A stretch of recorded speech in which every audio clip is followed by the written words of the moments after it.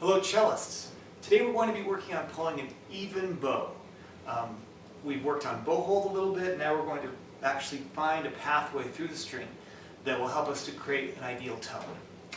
So we want to start with the cello down, create our bow hold again, put the frog facing out, line up the first crease, bend the thumb, turn it around, slide it till it bumps up against the corner of the frog.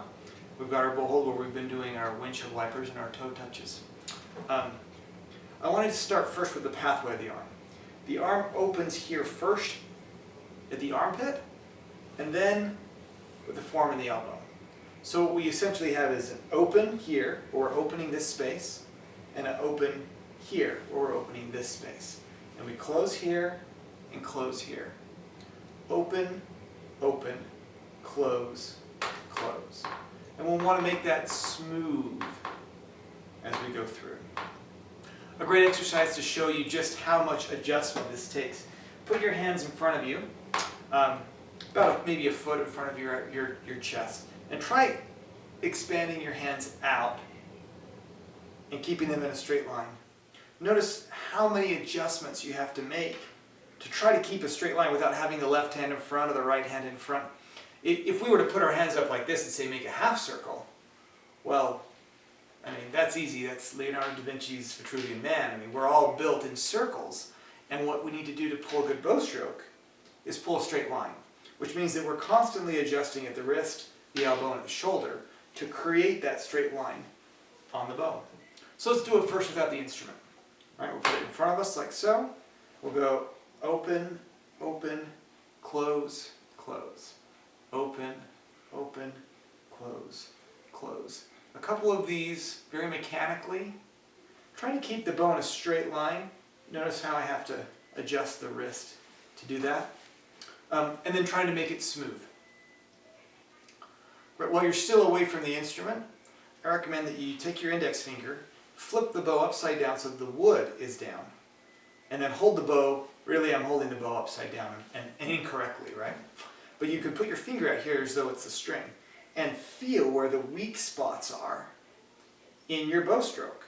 You'll feel it because all of a sudden the pressure in your first finger will get lighter as you go towards the tip or towards the frog, wherever you're not applying the weight evenly. So again, here we are, open, open, close, close. Parents, if you're practicing with a younger student, you might make your finger here and have them test it and then switch back and forth so that they can feel where they're not applying weight evenly. Okay, so we did it away from the instrument. Pick up the instrument.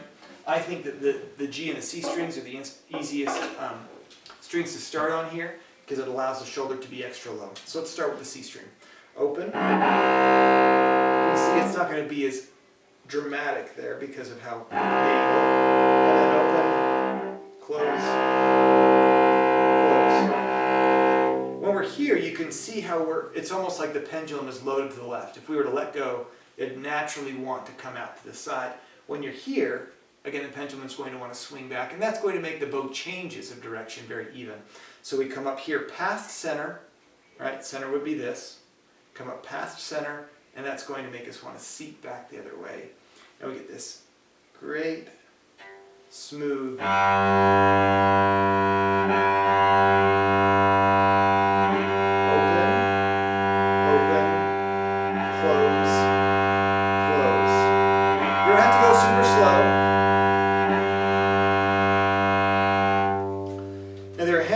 once you get engaged the instrument that we need to pay attention to. The first is placement between the fingerboard and the bridge. You're going to want to place the bow midway between the fingerboard and the bridge. We call this the forte freeway. So maybe involved in this 1.5 to 2 inches of the instrument. If you play too close to the bridge, you're going to get almost like a feedback sound, very harsh. If you go here, it's going to be very soft and a little bit muffled. The bridge acts sort of like a microphone. The closer you are to it, the more it's going to feed back and bark back at you. And the farther away you are from it, the more things it won't pick up. So if you're far away from the bridge, you get a muffled sound. If you're really close to the bridge, you can get an overly amplified sound.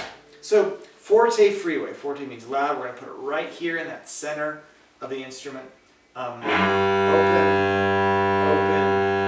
close, close,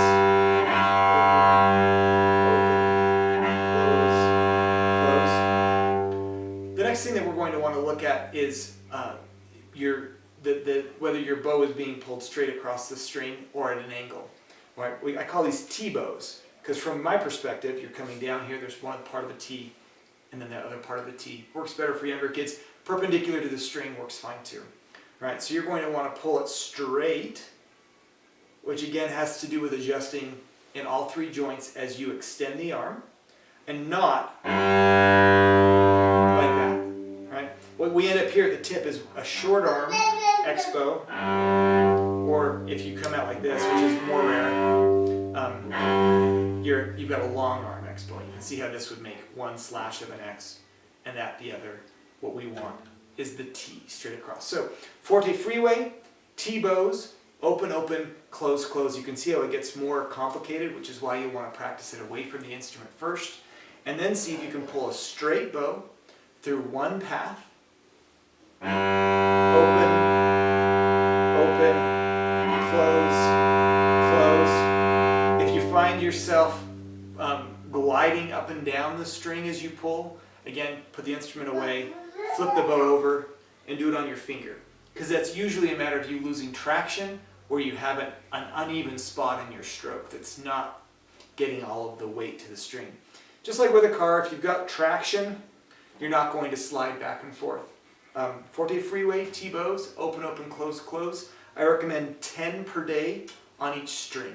You'll find that the angles for the A string feel and look very different than D, G, or C. All right, cellists, happy practicing.